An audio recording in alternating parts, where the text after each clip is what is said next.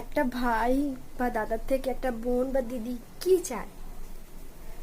সম্পত্তির ভাগ চায় না, তার কোনো কিছুরই বাপের বাড়ির কোনো কিছুরই ভাগ থাকে না, চায় না।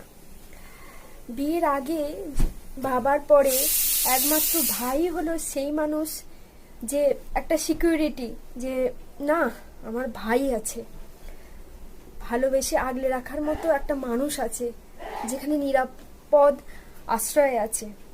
আর বিয়ের পরে সেই আশাটা না আরো বেশি হয়ে যায়, যে না শ্বশুরবাড়িতে যাই হোক না কেন, যত কষ্টই হোক না কেন, আমার ভাই আছে।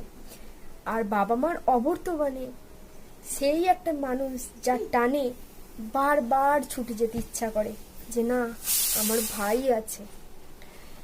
তো সেই ভাই বা দাদাদের উদ্দেশ্যে বলছি যে কোনো বোন বা দিদি অনেক বেশি আশা করে না, যে মাঝে মধ্যে এইটুকুই আশা করে বিয়ের পর বা বিয়ের আগে আশা করে, যেমন দাদা বা ভাই আমাকে আগলে রাখবে।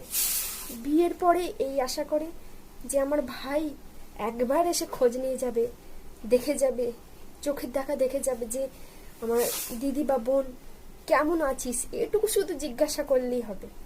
আর সেটুকু যদি কাজের ব্যস্ততার ফাঁকে না পারে, অ্যাটলিস্ট একটা কল করে জিজ্ঞাসা করে নিলেই হবে যে কেমন আছিস, ভালো আছিস তো, ব্যাস এইটুকুই।